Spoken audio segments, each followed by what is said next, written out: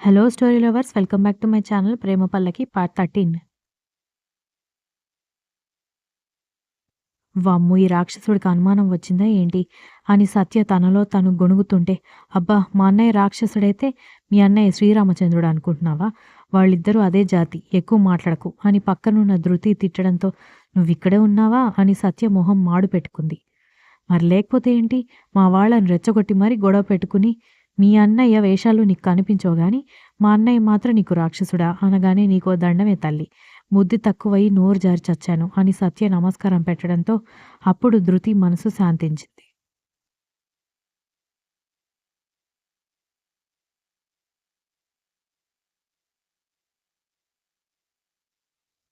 మరికొన్ని ప్రశ్నలు మీడియా వాళ్ళు అడగబోతుంటే నో మోర్ డిస్కషన్స్. మీరిప్పటి వరకు చేసిన పెంట చాలు. ఇక బయలుదేరండి అని ధృవ కొట్టినట్టు మాట్లాడడంతో మొహాలు నల్లగా పెట్టుకుని వెళ్ళిపోవడానికి లేచి నిలబడ్డారు మీడియా వాళ్ళంతా. ఒక్క నిమిషం అంటూ మరొక గొంతు గంభీరంగా ఆపడంతో వెనక్కి తిరిగి చూసిన వాళ్ళు అక్కడ ఉన్న వ్యక్తి ఇంటెన్స్డ్‌గా చూస్తూ ఉండడం చూసి చెమటలు పడుతుంటే తలలు దించుకుంటే టీఆర్పీ రేటింగ్ కోసం న్యూస్‌లో వేసిన విషయాన్ని 10 సార్లు తిప్పి తిప్పి వేయడం కాదు. ఆ న్యూస్‌లో మీరు వేస్తున్న మ్యాటర్ వెనుక నిజం ఎంతుందో తెలుసుకోవడం కూడా అంతే ముఖ్యం. నా కూతురికి తన బావ అంటే ప్రేమ ఉంది కాబట్టి ముద్దు పెట్టింది. ఆ విషయాన్ని ఒప్పుకుంది కూడా. ఒకవేళ మీకిచ్చిన దుర్మార్గులు ఏవైనా చెడు ఉద్దేశంతో అది మాయ చేసి మీకిచ్చుంటే, అసలు అందులో నిజం లేకపోయుంటే, ఆ అమ్మాయి భయపడి ఏదైనా చేసుకునుంటే ఏం చేసేవాళ్ళు? అన్నాడు వీర్.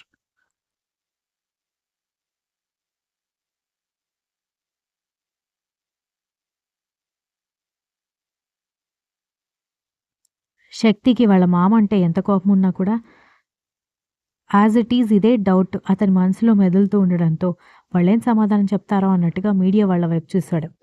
సారీ సార్ అంటున్న వాళ్ళ వైపు చూసి, మీ సారీలు నాకవసరం లేదు. న్యూస్ ఛానల్‌లో వర్క్ చేస్తున్నామనగానే మంచి మానవత్వం మర్చిపోవాలని రూలేం లేదు. మీకు ఛానల్‌లో దొరికే అప్రిసియేషన్ కోసమో, లేకపోతే మీకొచ్చే ప్రమోషన్ కోసమో, లేకపోతే పెరిగే ఇంక్రిమెంట్ కోసమో మీకు నచ్చిన న్యూస్ రాసేస్తారు. కానీ దానివల్ల ఎన్ని లైఫ్స్ ఎఫెక్ట్ అవుతాయో కూడా ఆలోచించాలి. ఎందుకంటే మీడియా అనేది చాలా పెద్ద ప్లాట్‌ఫార్మ్. దాని ద్వారా వెలువడే ఏ విషయమైనా అబద్ధమైనా, నిజమైనా అది దేశం అంతా పాకిపోతుంది. ఇంత వార్నింగ్ ఇచ్చినా మీకు నచ్చింది మీరు చేసేస్తారని నాకు తెలుసు. ఇంకొకసారి ఏ అమ్మాయి పర్సనల్ విషయాల గురించైనా మీరు ఇష్టం వచ్చినట్టు రాస్తూ నాకు న్యూస్ కనిపించిందంటే అప్పుడు నేనేం చేస్తానో మీకు ప్రాక్టికల్‌గా అర్థమవుతుంది. ఇప్పటికైతే వెళ్ళండి అని సీరియస్‌గా వార్నింగ్ ఇచ్చాడు.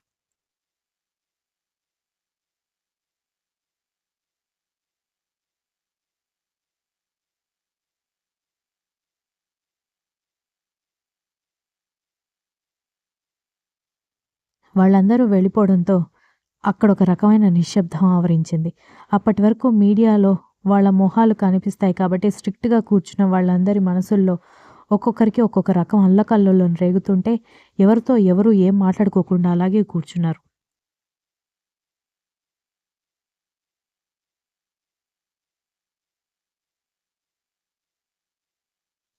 వాళ్ళందరి సైలెన్స్ చూసి ఇక తప్పదన్నట్టుగా రేవతి కలగజేసుకొని, ఎలాగో 2 కుటుంబాలు కలుస్తున్నాయి కాబట్టి, మన ఇంట్లోనే మీ అందరి కోసం రకరకాల వంటకాలతో భోజనాలు ఏర్పాటు చేయించాను.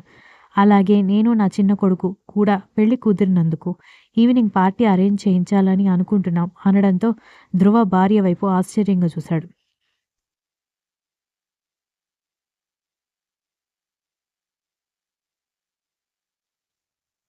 మమ్మీ ఇలాంటి పార్టీలు ఇంట్లో చేయడం నాకిష్టం లేదని నీకు తెలుసు కదా! అన్నాడు శక్తి కోపంగా. అతను చిరాకుగా మాట్లాడుతున్నా కూడా అతని నేచర్ తనని మైమరపులోకి తీసుకువెళ్తుంటే కూర్చున్న చైర్‌లోనే కాళ్ళు ముడుచుకుని అతని వైపే ఆరాధనగా చూస్తూ కూర్చుంది దితి.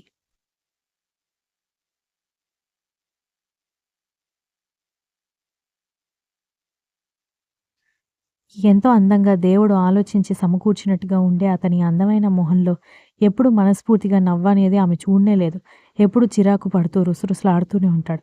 అందుకే ఇంట్లో కాకుండా ప్యాలెస్‌లో పార్టీ అరేంజ్ చేసింది. ఈరోజు నైట్ పార్టీ అవ్వగానే అక్కడే స్టే చేసి రేపు మార్నింగ్ ఇంటికి రిటర్న్ అవుతున్నాం అంటూ కొడుకు మాటలకి రిటార్ట్ ఇచ్చింది రేవతి.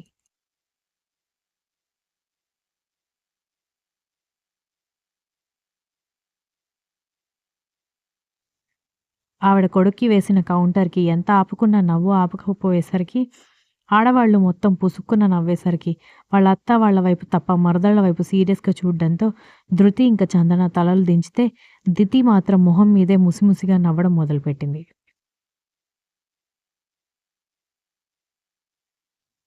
అక్కడ చెల్లెలి నవ్వులు 4 వైపులా వ్యాపించడంతో నాకెందుకో దితి ఆ మెంటల్ వాడిని బాగా రెచ్చగొడుతుందనిపిస్తోంది అని ఆదిత్య చెవిలో గుసగుసగా అన్నాడు వంశీ. ఇప్పుడు కొత్తగా రెచ్చగొట్టేదేముందిరా? వాడు ఎదురు పడితే బొంతపురుగు ఎదురొచ్చినట్టు మనల్ని కదిలించి గొడవ పెట్టుకుంటాడు అని మనం చిరాకు పడుతూ ఉంటే వాడి బుగ్గ మీద నడి రోడ్డు మీద ముద్దు పెట్టినప్పుడే అర్థం కాలేదా మన చెల్లాయి ధైర్యం ఏంటో అన్నాడు ఆదిత్య.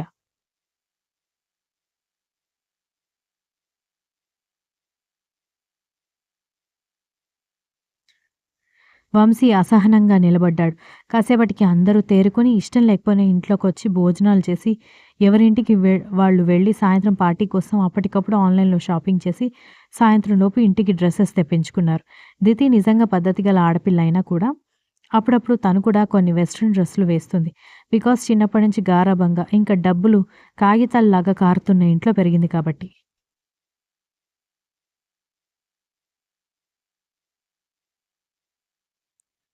అయితే ఇది శక్తి వాళ్ళ పెళ్లి అనౌన్స్‌మెంట్‌కి సంబంధించిన పార్టీ కావడంతో స్పెషల్ అట్రాక్షన్ వాళ్ళ అక్క కావాలి కాబట్టి, వాళ్ళు కాస్త వాళ్ళ అక్కకి వేరుగా ఉండే లెహెంగాలు తెప్పించుకున్నారు ధృతి, చందన. అందరూ సాయంత్రానికి పార్టీకి రెడీ అయ్యి ఎవరి కార్‌లో వాళ్ళు వెళ్ళినా కూడా కలిసే వెళ్ళడంతో ప్యాలెస్‌కి 8 గంటలకి చేరుకున్నారు. వాళ్ళు పార్టీ అరేంజ్ చేస్తున్నారని తెలుసుకుని ఎలాగైనా అది చెడగొట్టాలని మాయ ఇంకా తన ఫాదర్ కూడా ప్యాలెస్‌కి ఎవరికీ డౌట్ రాకుండా వెళ్లారు.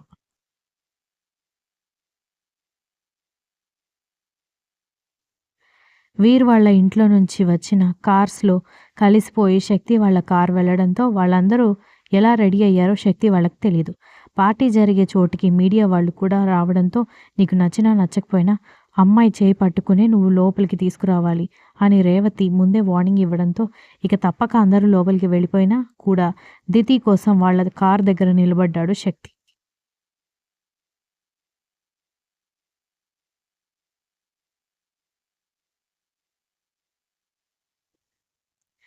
సినిమాల్లో చూపించినట్టుగా ముందు హై హీల్ వేసుకున్న ఆమె చంద్రుడు రంగుకి పోటీ పడుతూ తెల్లని నునుపైన పాదం కనిపించడంతో దానివైపు అబ్బురంగా చూసి మెల్లగా తన చూపుని పైకి సారించాడు.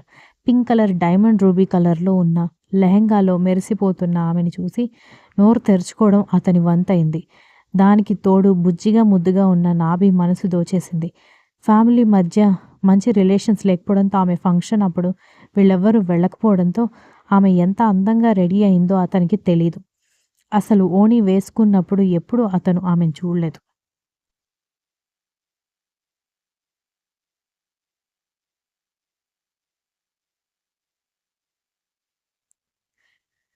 చదువుకోవడానికి అమెరికా వెళ్ళిపోవడంతో దాదాపు 7 ఏళ్లు వాళ్ళక్కడే ఉండడంతో ఆమె యవ్వనపు పరిణామ క్రమాన్ని చూసే అవకాశమే లేదు.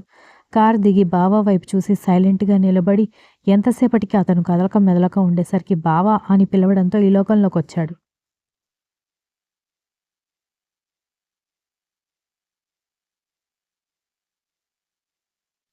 అప్పటి వరకు అతను ఏం చేస్తున్నాడో అతనికి జ్ఞాపకం రావడంతో మెంటల్‌గా తనని తాను పిచ్చ కొట్టుడు కొట్టుకొని నిజమే అది బావుంటుంది.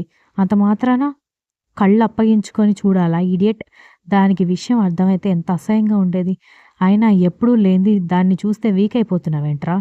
అసలు ఇది ఇలా రెడీ అయ్యి నాకు పిచ్చెక్కిస్తోందని కోపంగా దితి వైపు చూసి ఆమె చేయి పట్టుకుని పార్టీ జరుగుతున్న దగ్గరికి తీసుకువెళ్తుంటే బావ ఆగు అంటూ కసిరింది దితి.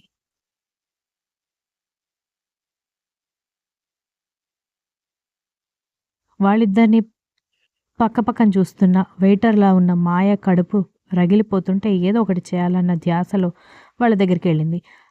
ఆ లేడీ వెయిటర్ వైపు ఒకసారి చూసి అప్పటికే వాళ్ళ అమ్మ, పెద్దమ్మతో సహా అందరూ జ్యూస్ తాగుతుంటే అతని గురించి ఆలోచించుకుంటూ ఆ గ్లాస్ అందుకుంది Diti. Continuous. If you like the story please like, share, comment and don't forget to subscribe.